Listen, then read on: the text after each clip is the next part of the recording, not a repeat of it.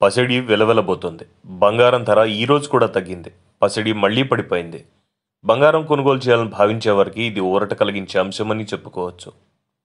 అంతర్జాతీయ మార్కెట్లో బంగారం ధర పెరిగినా కూడా దేశీ మార్కెట్లు కూడా పసిడి దిగి రావడం గమనార్హం. పసిడి ధర తగ్గితే వెండి ధర కూడా ఇదే ధరలో నడిచింది. హైదరాబాద్ మార్కెట్లో బంగారం ధర దిగొచ్చింది. బుధవారం 10 గ్రాముల 24 క్యారెట్ల బంగారం ధర ₹530 పడిపోయింది. దీంతో ధర ₹54,050కి దిగొచ్చింది. అదే సమయంలో 22 క్యారెట్ల బంగారం ధర కూడా ₹550 క్షీణించింది. దీంతో 10 గ్రాముల బంగారం ధర ₹49,480కి పడిపోయింది. పసిడి ధర పడిపోతే వెండి ధర కూడా ఇదే ధరలో నడిచింది. భారీగానే తగ్గింది.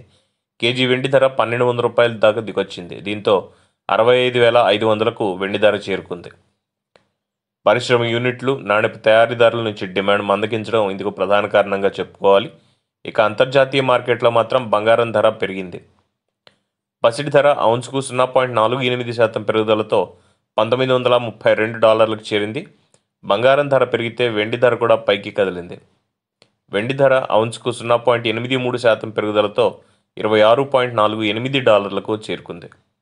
ఇకపోతే పసిడి ధరపై ప్రభావం చూపే అంశాలు చాలానే ఉన్నాయి.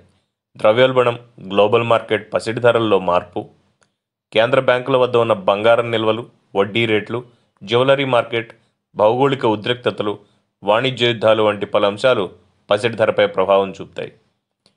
ఇవి ఈరోజు ఉన్నటువంటి గోల్డ్ అప్డేట్స్. మళ్ళీ రేపు కలుద్దాం.